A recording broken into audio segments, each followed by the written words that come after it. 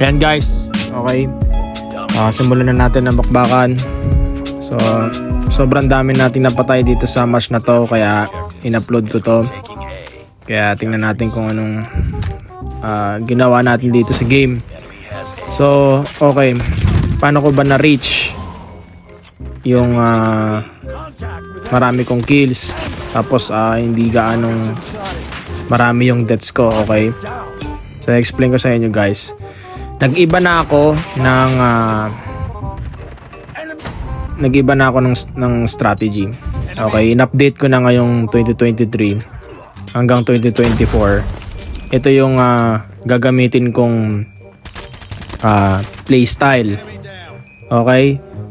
So marami tayong binago sa mga ano natin. Pero yung movements natin guys, basic pa rin. Okay? Hindi tayo malikot maglaro. Naka-focus lang tayo sa primary. Hindi tayo papalit-palit guys. Sayang oras yun. Okay, so ang focus natin dito guys is hindi na ako masyadong nag-i-smoke guys. Pwede pa rin namang gamitin yung dati kong style na nagtatapon ng smoke ganyan para ma-pressure yung kalaban. Pero yun nga, hindi na yun yung pinakabatayan guys ng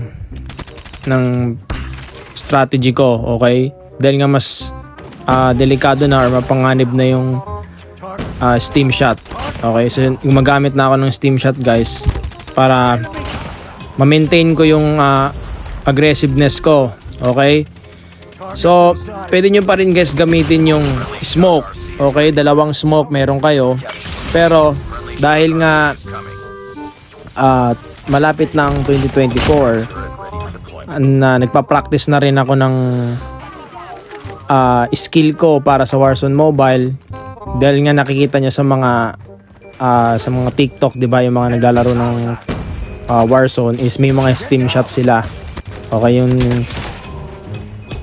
tinuturok okay, para magkaroon ng regen. Okay, magkaroon kayo ng movement speed tsaka health boost. Okay, so yan guys, ganado tayo dito sa greenhouse. Nape-pressure na sila dyan. So yan, early game pa lang, dami na natin agad na patay. Pero itong content na to, mahusay talaga yung kalaban.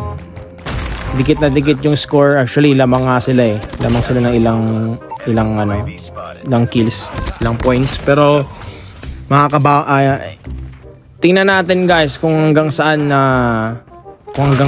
ko kakayanin yung binibigay nilang intense pressure. Siyempre hindi naman tayo magpapatalo dyan dahil masusustain naman natin yan. Okay, hanggang sa kahit mapalit game pa yan. Okay, so hindi ang pa nito guys, ang na-challenge pa ako nito dahil yung gamit kong SMG hindi siya meta.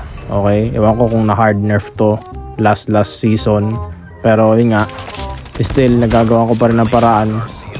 Okay, tingnan nyo naman, 25 kills sa natin first round. So ito, babawi tayo ngayon dito. Tingnan natin guys, tingnan nyo, 75 lamang yung kalaban. Round 1 lamang sila. So round 2 tingnan natin kung kakayanin natin. So nakikita nyo ngayon, iniba ko na yung rotation ko. Ang ginagawa ko, hindi na ako masyado umi-stay sa B. Hindi ko na kina-capture dyan. Hindi yan ang focus ko. Ang focus ko ngayon, ang pinapractice ko ngayon guys, yung quick reflex ko sa game. Okay?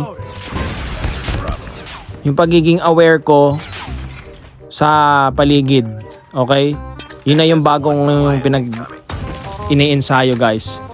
Sana ganon din yung practice nyo, yung sobrang alert sa paligid. Kasi dati parang dire-diretso lang ako sa B or umi-stay. Pero ngayon guys, ina-update ko na. Ayan. Paano na tayo gulayat? Tingnan natin kung makukuha natin itong B. Kailangan ma-penetrate natin yung nila, yung base nila eh. Kaso ayaw nilang magpatalo, kaya protektado nila eh. Sa nakikita nyo guys, malakas talaga yung kalaban kasi ayaw nga nilang sumugod basta-basta dahil nga malupit yung tutok ko. Na rin, dagdag boost na rin yun sa confidence ng mga kakampi ko. Importante guys yung confidence, kailangan hindi kayo natatakot sa kalaban. Yan guys, sinisimulan ko na. Pumapasok na ako sa base nila dahil nakuha na rin namin yung B. Pero dahil yung kalaban malakas, tinan yung score. Ito guys, papunta na to sa mid to late game. Pero ayaw pa rin nila magpatalo. Yan, nakikita nyo, kinukuha nila yung B, pinupush nila. So,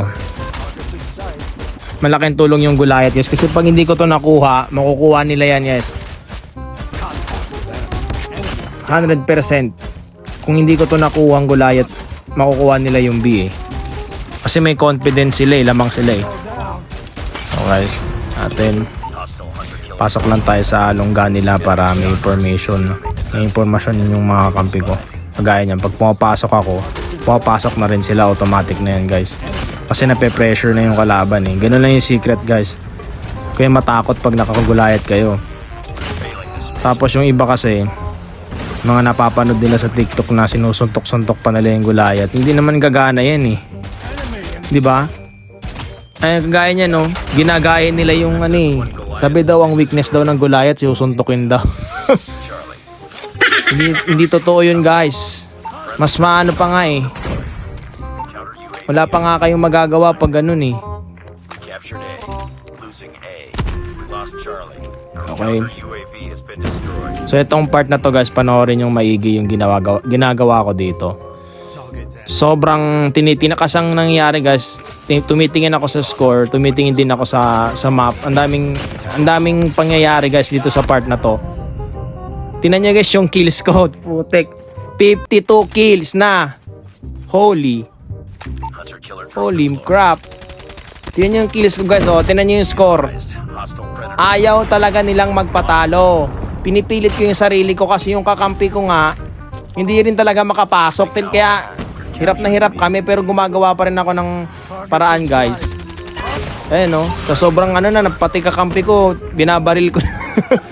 Pati kakampi ko binabaril ko na Yung utak ko dyan, hindi ko na nabablanko na ako dyan Pero tuloy-tuloy pa rin ako guys, tinan nyo Kung alam nyo lang guys yung paghihirap ko lang na mai-comeback to, pero hindi kaya ng hindi ko kaya ko lang mag-isa yung may ganitong may ganitong skill tinatry ko guys pero wala talaga. Pero itong match na to, grabe,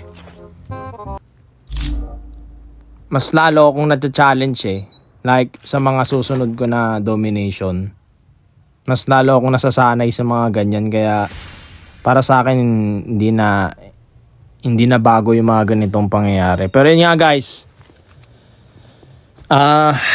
malakas talaga yung kalaban. Hindi sila basta-basta, pero at least 'di ba, nakarami tayo ng kills. Tingnan nyo naman guys, 58 kills. Papunta na tayo sa, actually kung magkaroon pa ako ng isang Goliath siguro makaka 60 plus ako niyan Pero yun nga guys, 8 deaths, 8 assists. Nag-iba tayo ng strategy na.